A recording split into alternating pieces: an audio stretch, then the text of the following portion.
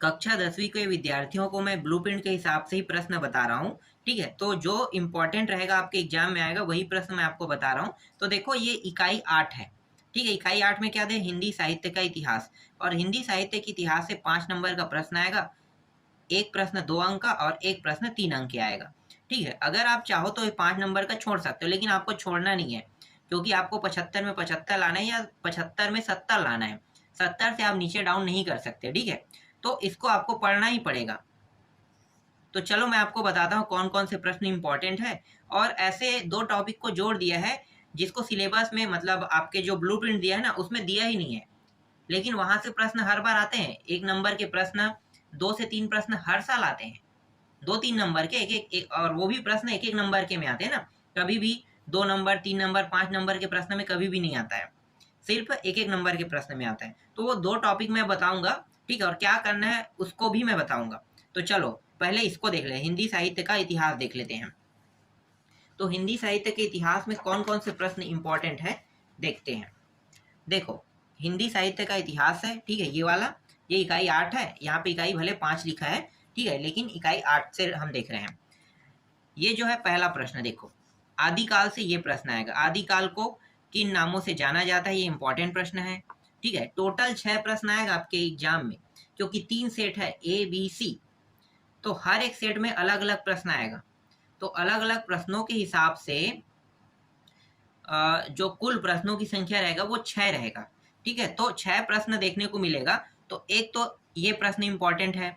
दूसरा, वीरगाथा काल की विशेषताएं लिखिए, ये भी प्रश्न इंपॉर्टेंट है। ठीक है, ये प्रश्न रिपीट हो सकता है, इसलिए मैं दे रहा हूँ, लेकिन इसके आने के चांसेस बहुत कम रहता है। 2-3 साल तक तो ये दिखाई ही नहीं देगा, क्योंकि ये 2 से 3 नंबर के प्रश्न है, और 2 से 3 नंबर के प्रश्न ना बहुत कम रिपीट होते हैं, बहुत कम। ठीक है, इसलिए 2-3 नंबर के प्रश्नों को आपको ज़्यादातर एकदम ध्यान से नहीं देखना है कि वो किस सन में आया है। अगर ये उसी सन में आया तो आपको डायरेक्ट छोड़ देना है। ठीक है, जैसे कि ये प्रश्न आप छोड़ सकते हो, इसके जगह आप याद कर सकते हो इस तीसरे प्रश्न को। ये प्रश्न इंपॉर्टेंट है, क्योंकि ये अभी तक एक भी बार नहीं आया है, इसका मतलब इसके आने के चांसेस बहुत ज़्यादा है। 2-3 नंबर के प्रश्न में आने के चांसेस ऐसे प्रश्नों के ज़्यादा होता है। देखो क्या है, वीरगाथा काल के प्रमुख कवि व उनकी एक एक रचना का नाम लिखिए कह रहा है। ठीक है, तो इसका उत्तर आप देख लो। इसके बाद आते हैं, दूसरा है पूर्व मध्यकाल या भक्ति काल। इसमें ये पहला प्रश्न है, भक्ति काल का प्रारंभ कब हुआ, इस काल को भक्ति काल क्यों कहा जाता है। ठीक है, ये प्रश्न इंपॉर्टेंट है। ठीक है, आगे दिखाता हूं। ठीक है, इसका उत्तर देख लो, ये रहा इसका उत्तर।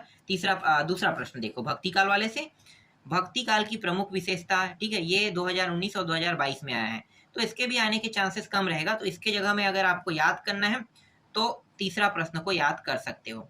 तीसरा प्रश्न क्या दिया है, 1 मिनट, मुझे थोड़ा सा आगे बढ़ाना पड़ेगा ना। ठीक है, देखो तीसरा प्रश्न में क्या दिया है। तीसरा प्रश्न में दिया है, भक्ति काल का विभाजन किस प्रकार किया गया है, बताइए। ठीक है, तो ये प्रश्न इंपॉर्टेंट है, और इस तरह से आपको बताना है। ये ओरिजिनल उत्तर है, इसको उत्तर में लिखना है, ना कि यहाँ पे लिखा है ना, इसको नहीं लिखना है। ठीक है, ये लिखना है भक्ति काल के। ये बहुत ही महत्वपूर्ण प्रश्न है, सगुण काव्य और निर्गुण काव्य। मुझे लगा था ये 2022 में आएगा, 2022 में नहीं आया, मतलब ये 2023 में आने के चांसेस बहुत ज़्यादा है। ठीक है, इसके बाद देखो ये वाला प्रश्न इंपॉर्टेंट है, सगुण भक्ति धारा वाला जो है ना, को समझाते हुए इनकी इसकी विभिन्न शाखाओं की विशेषता बताइए, वह प्रमुख कवि व उनके रचनाकारों के नाम लिखे कह रहा है। ठीक है, ये इंपॉर्टेंट प्रश्न है, इसका उत्तर मैं आपको दिखा देता हूँ। ठीक है, देख लो, और आपके पास जो भी कुंजी गाइड होगा उसमें आप टिक कर लेना इन प्रश्नों को। ठीक है, ये इंपॉर्टेंट है।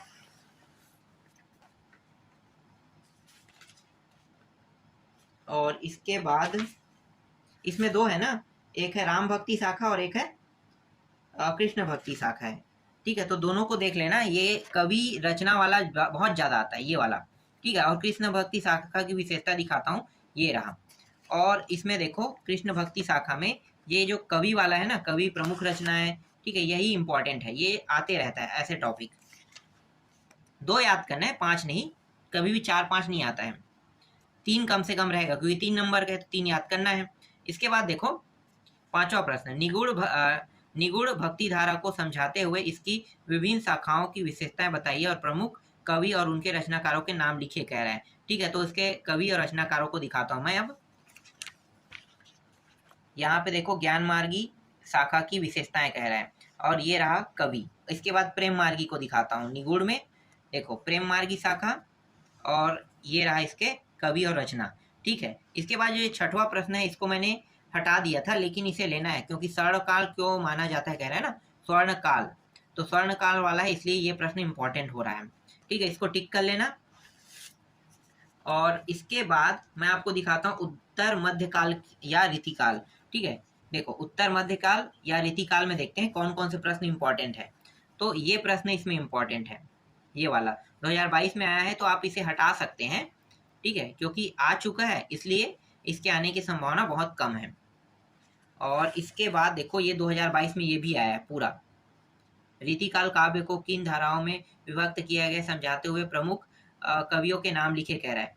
तो इनमें से कोई एक प्रश्न आएगा इस साल, एक प्रश्न। अब कौन सा आएगा मैं नहीं बता सकता, चाहे ये रीतिबद्ध काव्य धारा आएगा, या फिर रीति सिद्ध काव्य धारा आएगा, या फिर रीति मुक्त काव्य धारा, इन तीनों में से एक प्रश्न तो आएगा। ठीक है, इसके बाद यहाँ पे ये जो प्रश्न है ये इसको आपको नहीं पढ़ना है, ये नहीं आएगा, 9वां प्रश्न। मैं 9वां को हटा देता हूँ। फिर चौथा टॉपिक में आते हैं। देखो चौथा टॉपिक में है गद्य काल या आधुनिक काल। ठीक है, तो इससे कौन कौन से प्रश्न आएगा तो देख लेते हैं। ज्यादा प्रश्न नहीं लिया हूँ इसमें बहुत कम प्रश्न हैं। जैसे कि ये 12वां प्रश्न है, देखो भारतेंदु युग के प्रमुख रचनाकार व उनकी रचनाओं के नाम लिखे, कह रहा है ना। तो ये प्रश्न इंपॉर्टेंट है, इसको देख लेना है। फिर ये वाला प्रश्न इंपॉर्टेंट है, देखो द्विवेदी युग का परिचय दीजिए, कह रहा है। ठीक है, ये प्रश्न इंपॉर्टेंट है। फिर यहाँ पे देखो ये वाला है, द्विवेदी युग की कविताओं की विशेषताएं का वर्णन कीजिए, कह रहा है। ये इंपॉर्टेंट प्रश्न है, इसको देख लेना है। इसके अलावा यहाँ पे 16वां प्रश्न देखते हैं, नहीं 15वां भी इंपॉर्टेंट है। 15 देखो ये रहा, द्विवेदी युग के प्रमुख कवि व उनकी रचनाओं के नाम लिखे, कह रहे हैं। ये इंपॉर्टेंट है, तो मैं आपको दिखा देता हूँ कवि और रचना, ये रहा। ठीक है, इसके बाद 16वां प्रश्न देखो, ये 16वां प्रश्न इंपॉर्टेंट है। ठीक है, छायावाद किसे कहते हैं, उनका परिचय दीजिए। ठीक है, ये इंपॉर्टेंट है। और इसके बाद यहाँ पे देखो छायावाद की विशेषताओं का वर्णन कीजिए, ये प्रश्न इंपॉर्टेंट है। और कोई इंपॉर्टेंट है क्या, चेक करते हैं। अभी और प्रश्न इंपॉर्टेंट है, इसमें बहुत सारे प्रश्न हैं क्योंकि 6 प्रश्न आएगा। देखो ये सन में आ चुका है, इसका मतलब क्या है कि आपको इसको पढ़ना नहीं है। ठीक है, आपको छोड़ देना है। ठीक है, इसका उत्तर भी मैं आपको दिखा रहा हूँ।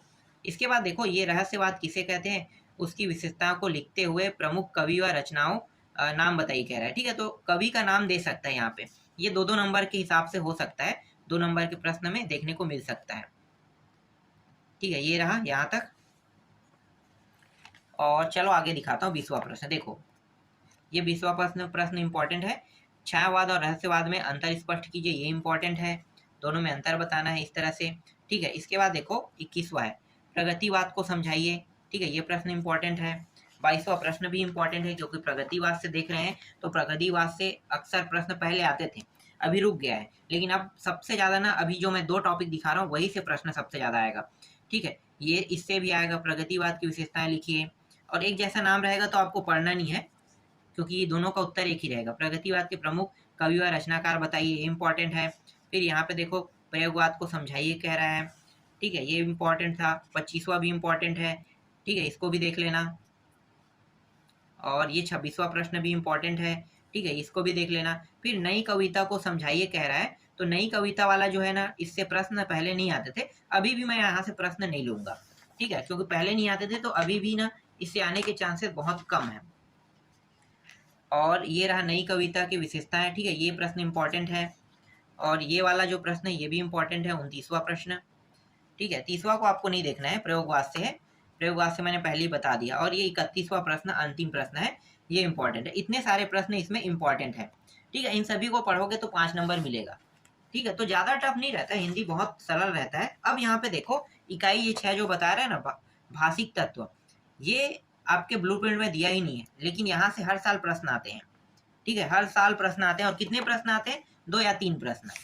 तो ये वाला जो अध्याय है ना, आप लोगों को छोड़ देना है, क्योंकि इसमें अगर आप अपना समय वेस्ट करोगे तो कोई मतलब नहीं है, क्योंकि यहाँ से सिर्फ 2-3 नंबर के प्रश्न आते हैं, वो भी बहुत कम चांस है। 1 नंबर का फिक्स है, 1 नंबर का एक प्रश्न फिक्स है। लेकिन 2 प्रश्न या 3 प्रश्न होने की संभावना ना एक सेट बस में जाएगा, चाहे वो ए सेट हो, बी सेट हो या सी सेट हो, एक सेट में। बाकी जो 2 सेट है उसमें एक एक नंबर के ही प्रश्न आएगा इसमें। अब आप इसके लिए कितने पेज पढ़े मैं दिखाता हूँ। देखो 1 पेज, 2 पेज, ठीक है। मतलब कौन कौन से टॉपिक को पढ़ना पड़ेगा एक नंबर के लिए। देखो एक शब्द विचार पढ़ना पड़ेगा, ठीक है। नहीं पढ़ना है, मैं आपको जो बता रहा हूँ उसको, ठीक है, ये नहीं पढ़ना है। तो पढ़ना पड़ेगा इसका मतलब ये नहीं है कि आपको इसको पढ़ना पड़ेगा, मतलब मैं क्या कहना चाह रहा हूँ, मैं कहना चाह रहा हूँ कि आपको इसे पढ़ना ही नहीं है, ठीक है। ये भी टॉपिक देखो नहीं पढ़ना है इसको भी, क्योंकि एक प्रश्न आएगा। फिर अनेकार्थी है, इसको भी नहीं पढ़ना है, एक प्रश्न आएगा। ये उपसर्ग है, इसको भी नहीं पढ़ना पड़ेगा, एक प्रश्न है, ठीक है। प्रत्यय एक प्रश्न वाला है, और ये पर्यायवाची शब्द भी एक प्रश्न है। मतलब एक प्रश्न, इन सभी टॉपिकों को पढ़ोगे तो एक प्रश्न आएगा। देखो और है विलोम शब्द है, ये सब ऐसे ही बन जाता है। विलोम शब्द, काव्यांश, एक शब्द में एक वाक्य में उत्तर, इसको रटने वाला कुछ चीज थोड़ी है ये, ठीक है। ये सब छोटा छोटा टॉपिक है। देखो यहाँ पे ये परिभाषा आया है 2 नंबर में, 2 नंबर में ये प्रश्न 2022 में आया था, ठीक है। तो ऐसे ही मैं बता रहा हूँ 1-2 प्रश्न ऐसे जो 2 नंबर में आ जाते हैं लगभग लगभग। तो ये एक टॉपिक है।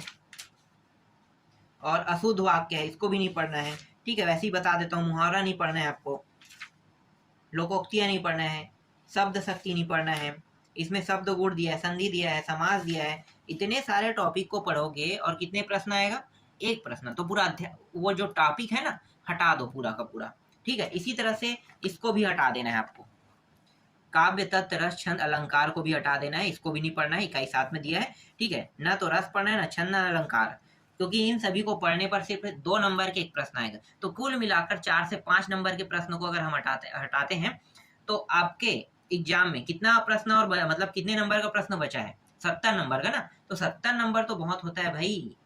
20 नंबर आपको प्रैक्टिकल में मिल गया, आपके प्रयोजना में, और 70 इसमें, तो कितना हो गया, 70-20, समझ गए, 90 नंबर, ठीक है। तो 90% तो बन गया ना। अगर टॉप करना चाहते हैं तो जरूरी ये नहीं है कि आप इसको रटो, ठीक है, इसे समझना पड़ता है। तो हम ऐसे प्रश्नों को दे देंगे, मतलब मैं आपको ऐसे प्रश्नों को दे दूंगा जो संभावना है उसके आने के 100%, ठीक है। मैं ये नहीं कहूंगा कि वही आएगा, लेकिन 100% आने की संभावना वाला प्रश्न मैं आपको दे दूंगा, उसको आपको पढ़ लेना है इसके जगह पे, ठीक है। और जो डाउट रहेगा उसको मैं क्लियर कर दूंगा।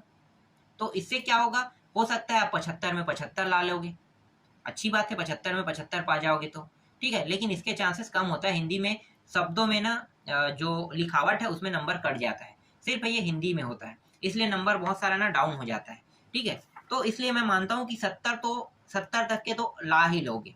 इसलिए जो बता रहा हूँ उसके हिसाब से तैयारी करो, और पूरा प्रश्न मैं ब्लूप्रिंट के हिसाब से ही बता रहा हूँ आप लोगों को।